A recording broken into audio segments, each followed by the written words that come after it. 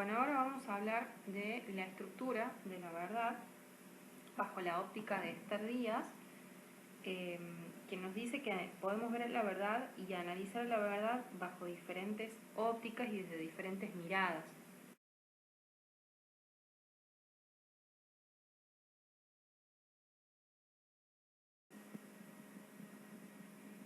Una de estas miradas es la verdad como adecuación.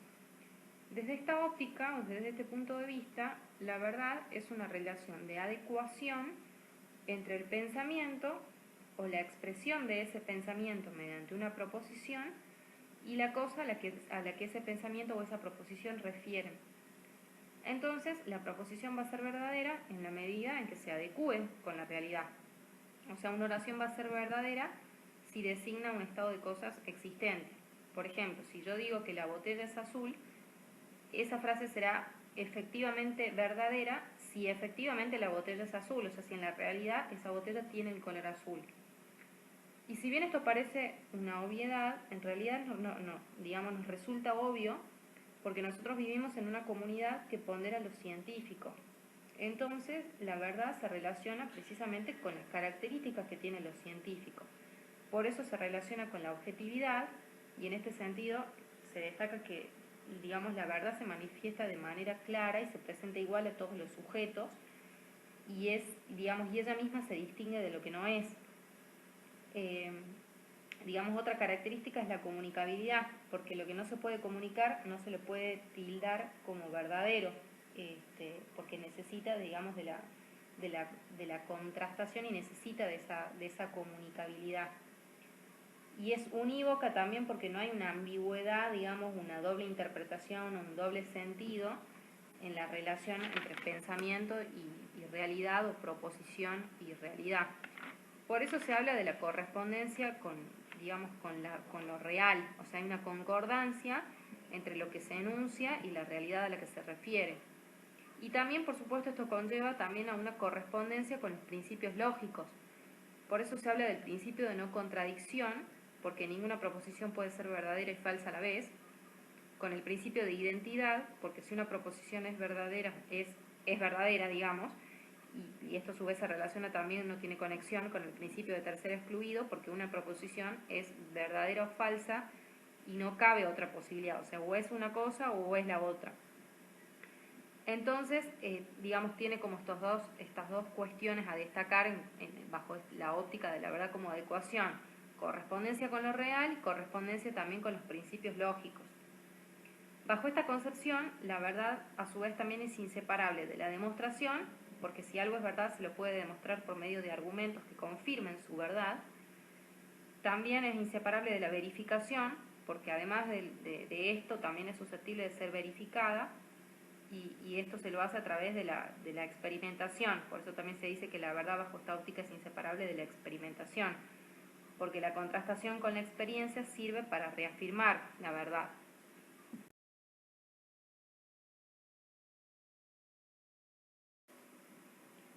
Bueno, esta concepción de la verdad, concebida como concordancia o como adecuación entre pensamiento y realidad, es lo que se considera imperante en este momento, porque si bien hay discrepancias en cuanto a la adecuación entre qué términos se trata, porque algunos autores hablan en la línea que venimos hablando, o sea, adecuación entre pensamiento y realidad, otros autores refieren a la relación entre una proposición y su eficacia, pero en definitiva, todos aluden a la verdad como una relación que de cumplirse ciertas condiciones produce la verdad. Sin embargo, esto no siempre fue así, porque hubo épocas en las que la verdad como relación, digamos, no era obvia, porque de hecho ni siquiera se concebía un desdoblamiento entre la palabra y la realidad, sino que se las consideraba como una unidad. A lo largo de la historia se puede observar que cada sistema de pensamiento tenía su propia concepción de verdad. Algunos la asociaban al poder, o sea, entendían que las verdades seguían vigentes en tanto estuvieran respaldadas por algún tipo de poder. Algunos inclusive hacían hincapié en el poder político, aunque la verdad tenía que ver con la política. Recordemos que Aristóteles definió al hombre como un animal político. En las épocas de las polis griegas, por ejemplo, no se podía imaginar al hombre independientemente de su figura como ciudadano, y es en ese contexto político además donde se constituye la razón. Pero entre nosotros la razón no se orienta a la mera, observación o a la mera contemplación, como era en sus inicios, sino que se volvió más experimental. Y es ahí cuando la autora se pregunta si la razón, concebida como hoy en día, ligada a la ciencia y a la verdad, sigue teniendo algo que ver con lo político o no, es decir, si es independiente o no de la dinámica social. En este sentido, plantea que la verdad como categoría mental en realidad es solidaria con todo un sistema de pensamiento y que esos sistemas fueron cambiando en la medida en que fueron también cambiando las relaciones de poder que los constituían. Señala que Platón en el siglo V a.C. institucionalizó la verdad como única, inmutable y racional, pero que no siempre la verdad fue racional, y por eso empieza a analizar la historia externa de la verdad, o sea, de las condiciones sociales que produjeron con éxito ciertas formas de verdad en detrimento quizás de otras.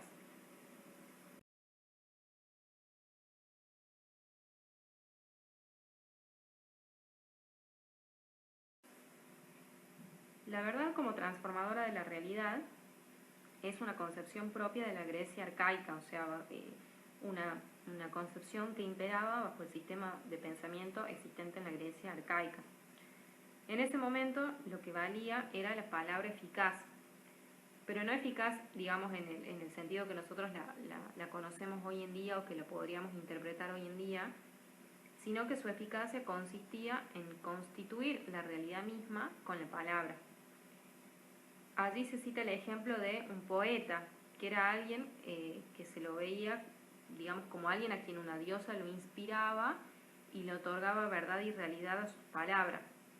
Entonces, si por ejemplo él decía que un guerrero era valiente, eso era verdad, pero porque la palabra del poeta le confería la realidad de valiente. Nosotros hoy en día sería distinto, porque buscaríamos testigos, buscaríamos otro tipo de pruebas, inclusive documentales, de esa valentía. Entonces, la expresión poética no era una verdad eficaz porque dijera cosas que se correspondían con la realidad,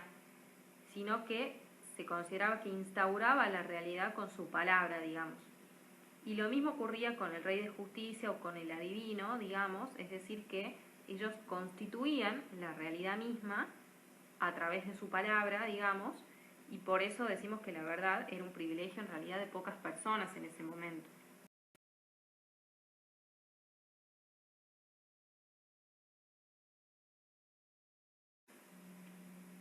Bueno, la verdad como persuasión comienza a asomarse con la llegada de la escritura fundamentalmente, porque es ahí cuando cambia el sistema de pensamiento y pasamos a un mundo regido por el logos, es decir, por la razón. En el siglo IX a.C., los griegos redescubren la escritura tomándola de los fenicios,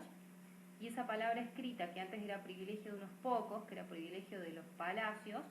pasa a ser un elemento, de cultura común y por lo tanto se empieza a expandir por toda la ciudad, lo que permite la publicidad y la divulgación de diversos aspectos de la vida tanto social como política. Entonces el rey deja de concentrar un poco todos los poderes religiosos, políticos, guerreros, y se posibilita así una redistribución del poder.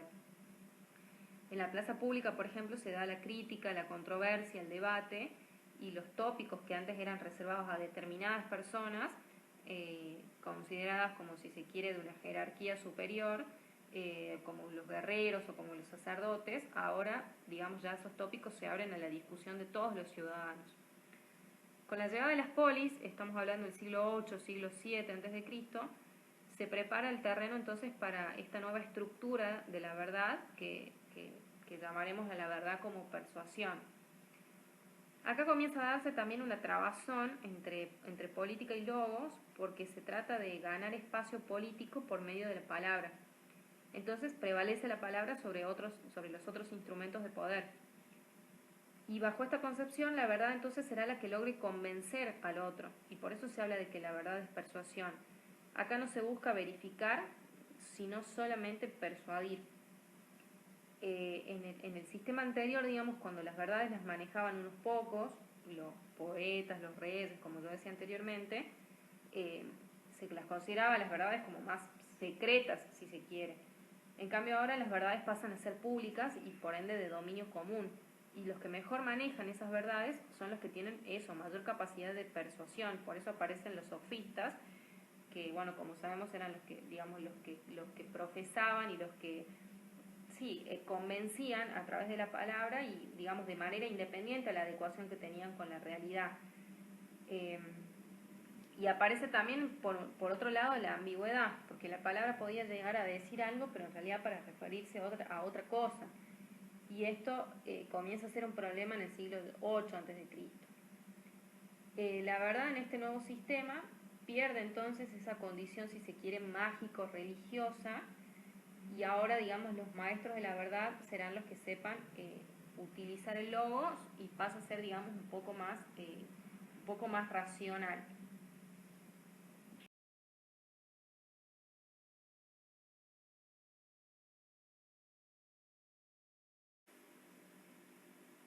Bueno, la verdad platónica aparece, digamos, como una especie de contrapunto de la concepción anterior en el sentido de que Platón critica a los sofistas porque consideraba que jugaban con las palabras, olvidando que el logos tiene una función superior y fundamental porque su finalidad es expresar la realidad única e inmutable. O sea, no es solamente convencer o persuadir independientemente de la adecuación que tengan con la realidad, sino que para él debe coincidir, y al coincidir ese discurso con la realidad es que se hace verdadero. Entonces la verdad es única e inmutable y la razón se identifica con esa verdad. Por eso considera que digamos, la tarea del filósofo es la búsqueda desinteresada de la verdad racional, y es ahí cuando volvemos a nuestro punto de partida, en donde la verdad es adecuación y es objetiva, además de única y de comunicable. Y bueno, ¿y por qué hablamos nosotros en su momento de la Grecia arcaica y de las polis? Básicamente por la hegemonía del poder ateniense que había en todo el Mediterráneo, porque era un auténtico imperio naval y comercial, y por eso también el cambio que se produce en el sistema de pensamiento es también un producto de la decadencia que empieza a tener hacia la segunda mitad del siglo V a.C. y con la consecuente pérdida de su hegemonía. Y un poco también se dice que Platón intentaba un poco rescatar esa hegemonía perdida. Digamos, la razón bajo la concepción de Platón pasa a ser, digamos, inmutable y ya no ambigua como era en su momento bajo el periodo sofista. Y por eso, bueno, digamos, bajo esta línea de pensamiento debemos volver a la noción de poder que hablábamos originalmente. ¿Por qué? Porque como vimos, en toda la estructura arcaica, donde se centralizaba el poder, también se centralizaba la posesión de verdad. Y luego a medida vemos, o sea, a lo largo de estas diapositivas hemos visto que a medida de que el poder se va descentralizando, y al haber esta redistribución, digamos, más personas pueden manejar la verdad. Y a su vez cuando el poder se debilita, se intenta, digamos, defenderlo instaurando una verdad absoluta. Pero más allá de esto, digamos, lo importante a destacar es que cuando hablamos de poder, si bien nos referimos como principalmente al político, pero en realidad no solamente el poder político puede llegar a ser un generador, porque en realidad hay muchos micropoderes que subyacen en la sociedad. Sin ir más lejos, el saber entraña un poder, y por eso también se habla de las formas sociales como generadoras de saberes y por ende también generadoras de poder.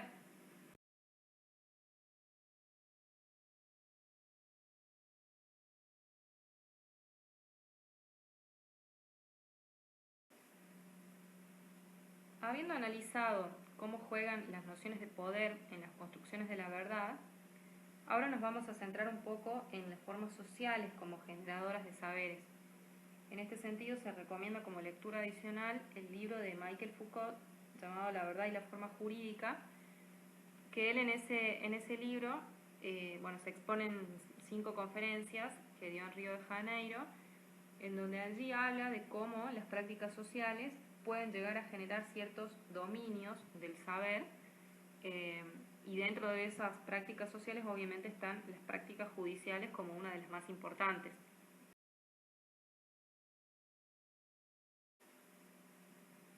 Allí entonces refiere a lo que sería la historia externa de la verdad, que es un concepto que ya lo mencioné anteriormente con Esther Díaz, quien en definitiva toma como referencia a este autor, en el sentido de esto, de que hay otros sitios en los que se forma la verdad, y es allí donde se definen un cierto número de, digamos, de reglas de juego a partir de las cuales vemos nacer ciertos tipos de saberes.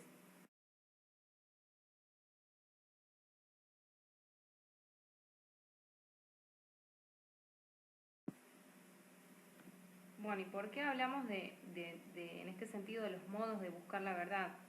Porque esas relaciones entre los mecanismos de poder y los dominios del saber no solo producen la verdad, sino también el modo de llegar a ella.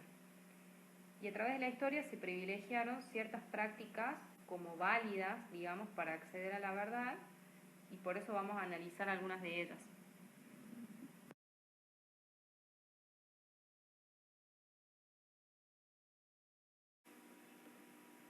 La prueba como un método para establecer la verdad es una práctica en realidad bastante arcaica, en la que la verdad no se establecía judicialmente por medio de una comprobación o de un testigo, sino a través de un juego de prueba que era propio de la Grecia arcaica, pero que aparece también en la Alta Edad Media, en donde había diferentes tipos de pruebas. Por ejemplo, unas que se daban a través de fórmulas verbales, en donde había que pronunciar determinadas fórmulas y si se las articulaba de manera correcta se garantizaba el éxito del pleito de que se tratara. Por eso a lo mejor un olvido o algún tipo de error gramatical podía significar la pérdida del proceso. Otro tipo de pruebas eran, por ejemplo, las ordalías, que eran pruebas a las que se sometían a los acusados para averiguar su culpabilidad o su inocencia, a través de las cuales se los enfrentaba con ciertos elementos naturales. Por ejemplo, se los hacía caminar sobre las brasas o que resistan un determinado tiempo bajo el agua. Pero obviamente lo que sucedía acá es que se desvirtuaba la esencia de la búsqueda de la verdad, porque en definitiva terminaba triunfando la fuerza o la habilidad o inclusive a veces la suerte, pero no la verdad.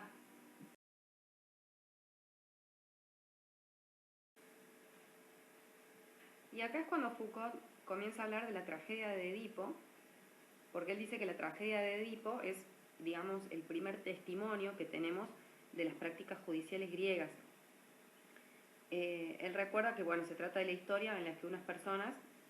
que es el soberano, digamos, el pueblo, ignorando cierta verdad, consiguen a través de una serie de técnicas descubrir una verdad que cuestiona la propia soberanía de ese soberano.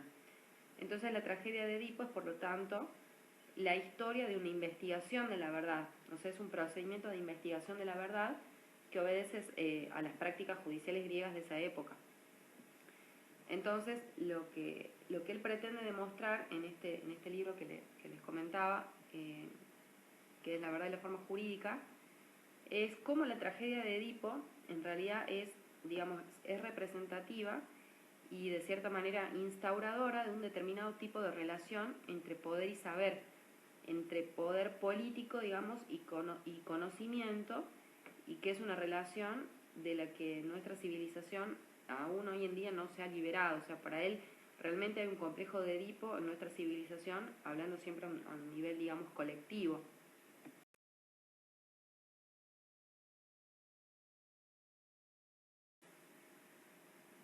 Foucault destaca que en la tragedia de Edipo se pueden observar algunos restos de la práctica de establecer la verdad por medio de la prueba, y destaca algunas escenas en donde se utilizaban estas fórmulas de las que yo les hablaba anteriormente como un método para establecer la verdad. Pero en realidad destaca que el primer testimonio de la investigación de la verdad en el procedimiento judicial griego se remonta a la Ilíada y relata el episodio de la disputa entre Antíloco y Menelao durante unos juegos en los que había una carrera de carros que se desarrollaba en un circuito con un ida y vuelta, en donde se pasaba por una baliza que se debía rodear tratando de que los carros pasaran lo más cerca posible de ella. Y se había colocado en ese sitio a alguien que hacía las veces de árbitro, digamos, o sea, alguien que se responsabilizaba por la regularidad de la carrera, que se lo llamaba testigo. sea, aquel que estaba allí para ver, digamos. Entonces la carrera comienza y los dos primeros competidores que se colocan al frente son Antíloco y Menelao. Que se produce una irregularidad y cuando Antíloco llega primero, Menelao eleva una queja y dice al juez que Antíloco había cometido una irregularidad. Entonces, ¿cómo se establecía la verdad en ese caso? En ese caso, vemos que no se apelaba a ese testigo a ver quién había, que era el que había observado el hecho en definitiva, y de hecho no se le preguntaba nada, o sea, su testimonio no se lo citaba. Entonces, lo que se hacía es que solamente se planteaba la querella entre los adversarios, que eran, como dije, Menelao y Antíloco, y se establecía de la siguiente manera. Después de la acusación de Menelao diciendo, tú cometiste una irregularidad, y de la defensa de Antíloco diciendo, yo no cometí ninguna irregularidad, Menelao le hace un desafío y dice, pon tu mano derecha sobre la cabeza de tu caballo, sujeta con la mano izquierda tu fusta y jura ante Zeus que no cometiste una irregularidad. Entonces Antíloco, frente a este desafío, que es una prueba, renuncia a ella, no jura y reconoce así que cometió una irregularidad. O sea, acá vemos también cómo el juramento jugaba, digamos, en este sentido a modo de prueba para establecer la verdad. Entonces vemos una manera singular de producir la verdad y de establecer la verdad jurídica, que no pasa en este caso por un testigo, sino como por una especie de juego o de prueba que se daba en ese momento.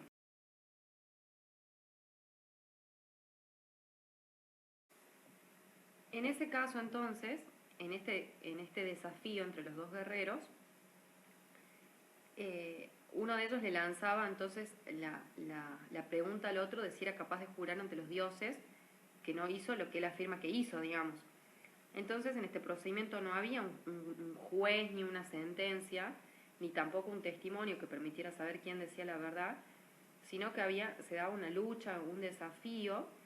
y el riesgo que cada uno de los contendientes iba a correr era el que en definitiva lo que terminaba decidiendo, digamos, quién decía la verdad. Y Foucault destaca que también hay una segunda forma o tipo de reglamento judicial que se daba en ese momento y ya es cuando sí ingresa en Edipo, en la tragedia de Sófocles. Dice que esa segunda forma es la que aparece en Edipo Rey, en donde para intentar saber quién había matado al rey Layo, aparece un personaje nuevo que es el pastor,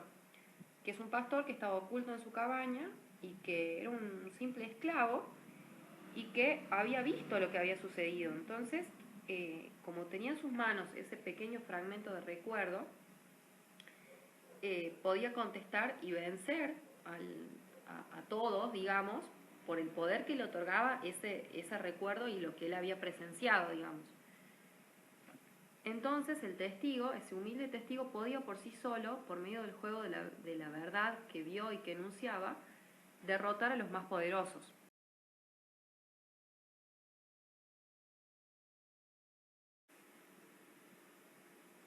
Por eso, si bien podemos definir a la prueba, digamos, como un argumento o como un hecho por el que se pretende mostrar la verdad o la falsedad de una proposición, o sea, que en definitiva se trataría de un acto de demostración, vemos cómo ha ido variando a lo largo del tiempo, porque si bien hoy, hablando de prueba,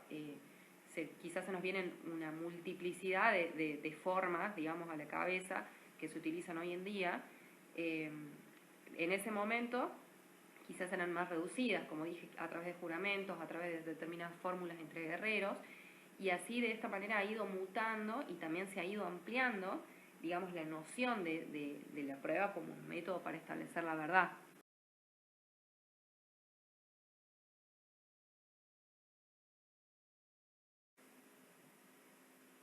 Bueno, la indagación como un método para establecer la verdad apareció por primera vez en Grecia. Uno de los testimonios más antiguos, de hecho, que hay sobre la búsqueda de la verdad a través de la indagación es en la tragedia de Edipo. ¿Se acuerdan que yo les había dicho que hay algunos vestigios de la prueba como un método para establecer la verdad en Edipo? Pero también encontramos, y esencialmente encontramos a la indagación como un medio de como un modo de llegar a ella. Pero en realidad esta forma, digamos, quedó oculta después de la caída del Imperio Romano y fue así durante varios siglos, por lo que volvió a resurgir alrededor del siglo XII y siglo XIII, pero de una manera diferente. Decimos esto porque en el medioevo europeo se asistió a una especie de segundo nacimiento de la indagación, que era, digamos, más oscuro y más lento, pero se lo consideraba más efectivo que el primero. El método griego de la indagación en realidad se había estancado y no conseguía fundar un conocimiento racional capaz de desarrollarse indefinidamente. Por eso, en compensación, la indagación que nace en la Edad Media tiene, digamos, dimensiones mucho más extraordinarias.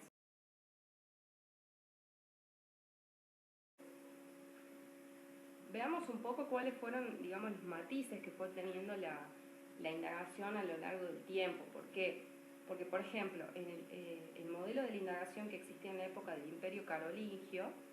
era un modelo en el que cuando los representantes del soberano tenían que solucionar algún problema de derecho, de poder, alguna cuestión de impuestos o de propiedad, se cumplía con un procedimiento perfectamente ritualizado y regular, que era la inquisitio, o sea, la indagación. El representante del poder llamaba a las personas consideradas capaces de conocer las costumbres, el derecho o los títulos de propiedad. Entonces las reunía y les hacía que jurasen decir la verdad. Entonces les preguntaba qué conocían o qué habían visto. Y seguidamente las dejaban solas para que deliberasen. Entonces al final de esta deliberación que hacían se les pedía la solución del problema. Era como una especie de procedimiento de indagación, si se quiere, administrativa, que tenía algunas características importantes. Primero, que el poder político era el personaje central. Segundo, que el poder se ejercía en principio haciendo preguntas, digamos, cuestionando. Tercero, que para determinar la verdad, el poder se dirigía a a los notables, o sea, a las personas que consideraba capaces de saber, debido ya sea a su edad, a su riqueza, a su notoriedad, etc. También, bueno, al contrario de lo que se ve al final de Edipo, el poder consulta a estas personas notables, digamos, sin forzarlos a decir la verdad mediante el empleo de la violencia, de la presión o de la tortura, sino que se les pide que se reúnan libremente y que den una opinión, digamos, colectiva. O sea, se deja que colectivamente digan aquello que consideraban como la verdad. Entonces, bueno, como dije, es un procedimiento totalmente relacionado con la gestión administrativa. Estos procedimientos de indagación permanecieron olvidados durante los siglos X y XI en la Europa del alto feudalismo, y en realidad hubieran sido olvidados completamente si no fuera porque la Iglesia los empezó a utilizar para la gestión de sus propios bienes.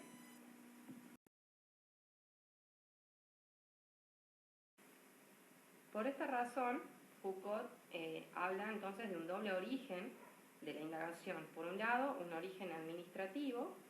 que está ligado en realidad al surgimiento y a la primera gran forma del Estado, digamos, conocida a la forma de Occidente, digamos. Y por el otro lado, un origen religioso y eclesiástico que está presente durante toda la Edad Media. Si bien, bueno, no nos vamos a centrar en cómo la Iglesia, digamos, utilizó este método, sí lo que podemos decir es que, digamos, lo importante a resaltar acá es que en todos los métodos que veíamos anteriormente de establecer la verdad y de determinar la verdad, nos da la impresión de que estaríamos frente a sistemas no solamente, bueno, arcaicos, digamos, propios de la época, pero además muy irracionales. Entonces resulta, digamos, sorprendente comprobar cómo fue que fue necesario esperar hasta el siglo XII para llegar a través del procedimiento de la indagación a un sistema, digamos, mucho más racional del establecimiento de la verdad.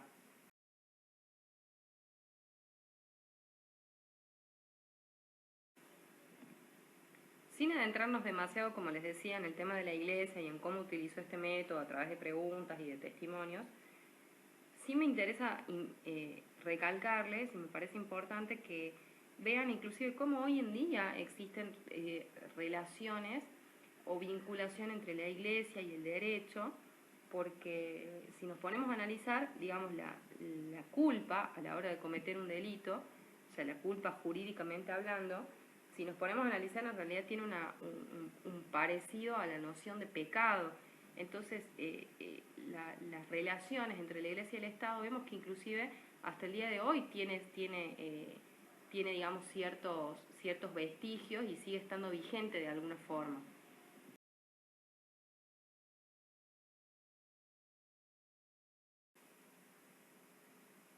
Obviamente tampoco podemos reducirlo todo, digamos, a la racionalidad y al progreso que tuvo la racionalidad, sino que, por supuesto, se trató de toda una transformación política que hizo no solo posible, sino además necesaria la utilización de este procedimiento en el dominio judicial. Por eso la indagación en la Europa medieval se trata en definitiva de un proceso de gobierno, de una modalidad de gestión. O sea, en definitiva se trata de una determinada, o se traduce en una determinada manera de ejercer el poder.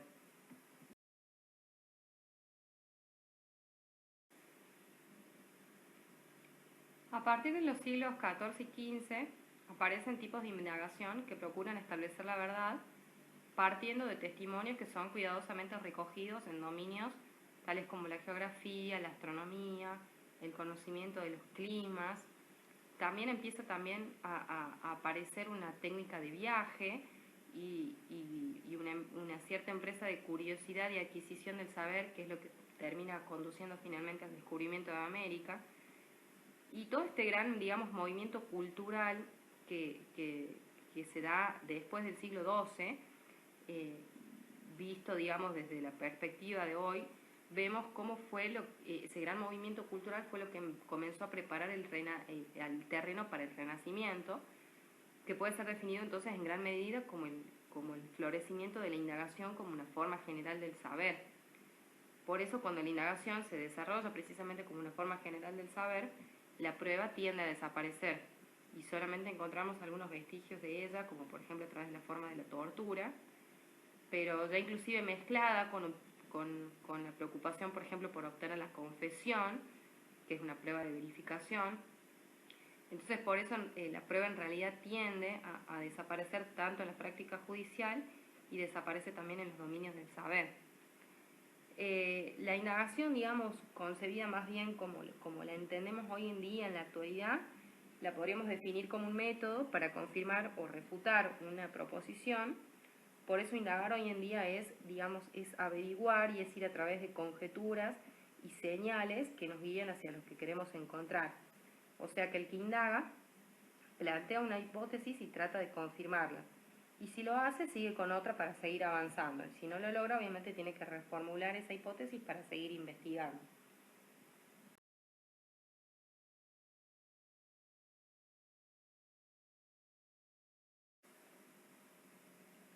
Bueno, ahora nos vamos a situar a finales del siglo XVIII y comienzos del siglo XIX, que es el momento en el que se constituye lo que Foucault intenta analizar bajo el nombre de sociedad disciplinaria, entendiendo que la sociedad contemporánea es una sociedad disciplinaria en donde, digamos, él la manifiesta como la edad del control social. Y para graficar esto recurre al modelo panóptico. El panóptico es un tipo de arquitectura, digamos, esencialmente carcelaria, una forma arquitectónica, pero que en realidad él dice que se puede aplicar a toda una serie de instituciones, tanto escuelas, hospitales, fábricas. El panóptico era, digamos, un sitio en forma de anillo, en el medio del cual había un patio con una torre en el centro. El anillo estaba dividido en pequeñas celdas que daban al interior al exterior, y en cada una de esas pequeñas celdas había, según obviamente los objetivos de la institución de que se trate, un niño aprendiendo a escribir, o un obrero trabajando, o un prisionero pagando sus culpas, bueno, dependía. En la torre central había un vigilante, y como cada celda daba al mismo tiempo al interior y al exterior, entonces la mirada del vigilante podía atravesar toda la celda, o sea, todo lo que el individuo hacía estaba expuesto a la mirada de este vigilante, quien a su vez no podía ser visto, o sea, él podía ver, pero a su vez los que estaban en el interior no podían verlo a él. El panóptico entonces para él es, digamos, la utopía de una sociedad que dejó de ser una utopía, digamos, y se terminó realizando efectivamente. Este tipo de poder, él lo dice que puede recibir el nombre de panoptismo, porque vivimos en una sociedad en la que reina el panoptismo, que es una forma de saber que se apoya ya no sobre la indagación, sino sobre algo totalmente diferente a lo que llama examen. Recordemos que la indagación era un procedimiento por el que se procuraba saber lo que había ocurrido, o sea, se trataba de reactualizar un acontecimiento pasado a través ya sea de testimonios de personas que por su sabiduría o por haber presenciado el acontecimiento se las consideraba como capaces de saber y de conocerlo.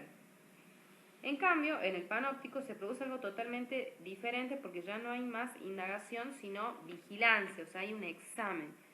Se trata de vigilar de manera total y sin interrupciones. Hay una vigilancia permanente sobre los individuos por alguien que ejerce sobre ellos algún tipo de poder, o sea, ya sea un maestro de escuela, un jefe de oficina, un médico, y que porque ejerce ese poder además tiene la posibilidad no solo de vigilar, sino también de constituir un saber sobre aquellos a quienes vigila. Entonces este es un saber que ya no se caracteriza por tratar de determinar si algo ocurrió o no, sino que ahora trata de verificar si un individuo se conduce o no como debe, si cumple con las reglas, si progresa o no, y por eso acá la norma comienza a ser bastante importante. Este nuevo saber entonces no se organiza ya a cuestiones como, o no gira ya en torno a preguntas como ¿se hizo esto? ¿Quién lo hizo? Acá todo se organiza alrededor de la norma, o sea, se establece qué es normal y qué no lo es, qué cosa es correcta y qué cosa es incorrecta, qué se debe hacer, qué no se debe hacer. Entonces, esta es la base del poder y la forma de este saber poder da lugar no a grandes ya ciencias de la observación, como en el caso de la indagación, sino a lo que hoy conocemos como ciencias humanas, o sea, la psiquiatría, la psicología, la sociología.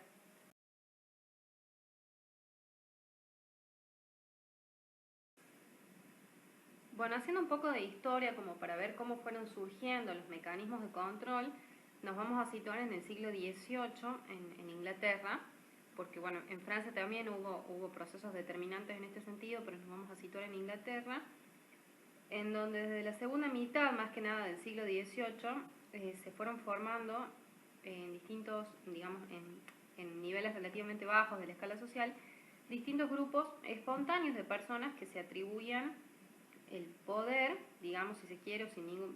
ningún tipo de delegación por parte de una autoridad superior ni nada, sino que ellos se atribuyen por sí mismos la tarea de mantener el orden y de crear para ellos mismos instrumentos que permitan asegurar ese orden. En un primer momento estos grupos fueron básicamente de carácter religioso, o sea, funcionaban también con una autoridad propia que actuaba haciendo las veces de un obispo. Entonces a él se sometían los casos de desorden como embriaguez, como adulterio. Entonces estas sociedades tenían la tarea de vigilar y también de asistir, o sea, asistían a los que carecían, por ejemplo, de medios de subsistencia, a quienes no podían trabajar porque eran muy viejos o estaban enfermos o padecían alguna enfermedad mental, pero al mismo tiempo también, digamos, los ayudaban y se asignaban la posibilidad y el derecho de observar en qué condiciones se los ayudaba, o sea, observar si el individuo, por ejemplo, que trabajaba efectivamente estaba enfermo, si su pobreza se debía a un libertinaje o no, o sea, eran grupos, digamos, de vigilancia espontáneos, cuyo origen, funcionamiento e ideología eran profundamente religiosos. Bueno, después hubo hacia finales del siglo XVII, en Inglaterra se había fundado una sociedad llamada, curiosamente, Sociedad para la Reforma de las Maneras, en el sentido digamos, de las maneras, o sea, del comportamiento, de la conducta, que fue también muy, muy importante porque llegó a tener 100 filiales en Inglaterra y 10 en Irlanda. Y también se proponía reformar las maneras en el sentido de reprimir la prostitución, de impedir las borracheras, el adulterio, o sea, todo aquello que pudiese significar un desprecio a Dios.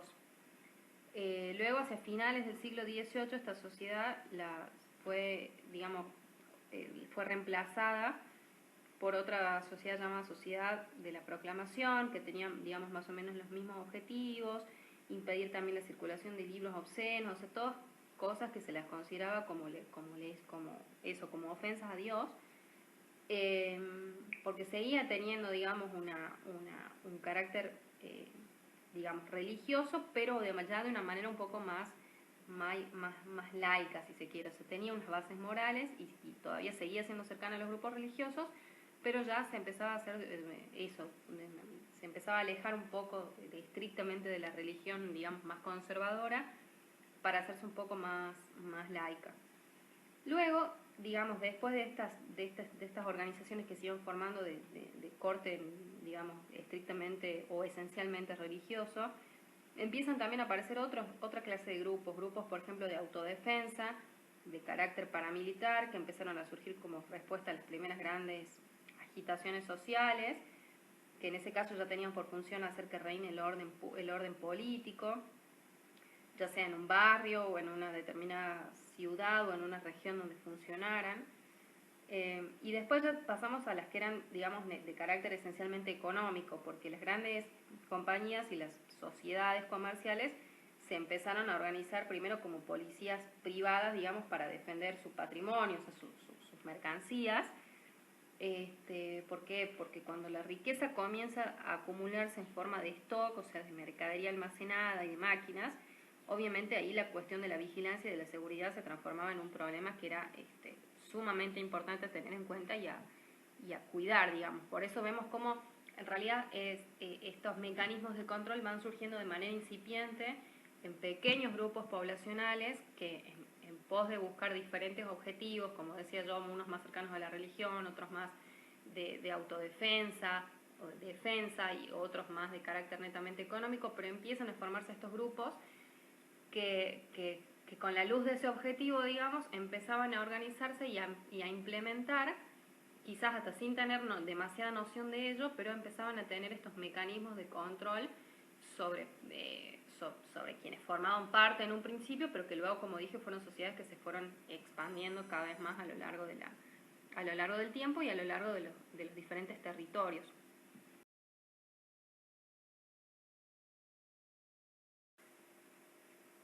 Pero bueno, volviendo a este saber-poder, decimos entonces que no se caracteriza por conocer si algo pasó o no, sino más bien por tratar de determinar si un individuo cumple o no con las reglas que están estipuladas. Y por eso se habla también de que el individuo es considerado también en función de su peligrosidad potencial, o sea, de lo que puede llegar a ser. Y como el examen se origina alrededor de la norma,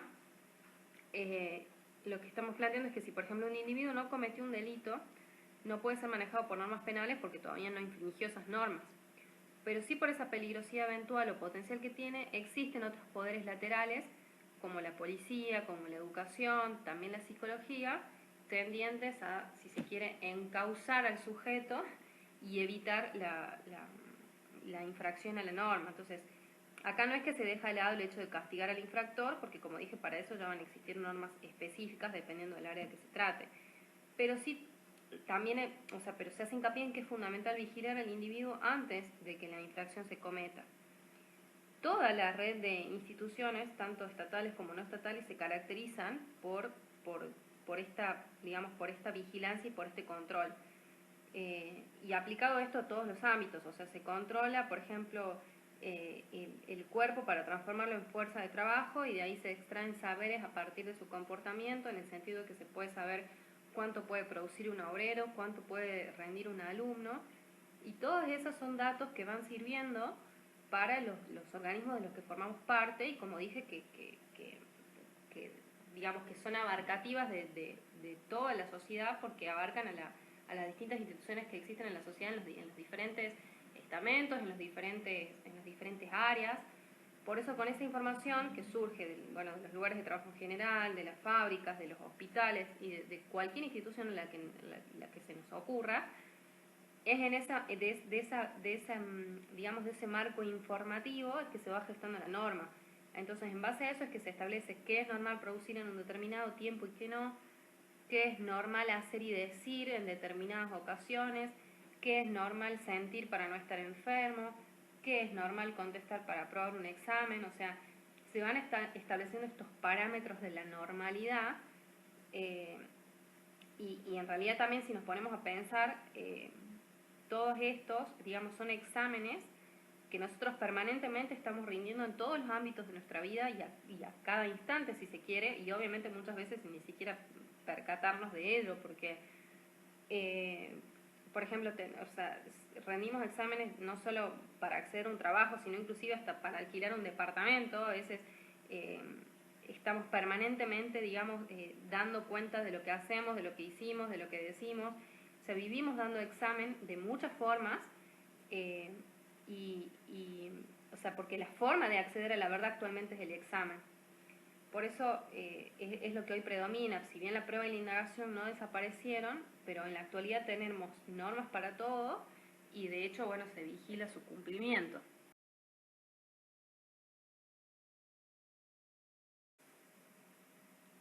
Bueno, a modo de conclusión general, podemos decir que si bien dentro de cada campo científico hay diferentes criterios para determinar la verdad, más rígidos en algunos casos como en el caso de la ciencia o más flexibles como en el caso del conocimiento vulgar, siempre en definitiva la verdad estuvo sujeta al juego de poderes en que se articula la sociedad y que por supuesto ha ido cambiando a lo largo del transcurso del tiempo y de allí entonces todo este análisis que nosotros hemos realizado. Y en donde por supuesto el saber cumple con un rol fundamental porque poder y saber están sólidamente vinculados, sólidamente enraizados, porque la verdad entonces se determina en función de las relaciones de poder y también de las formas de funcionamiento de saber vigentes en una determinada época y en un determinado periodo de tiempo y dentro de una determinada área también.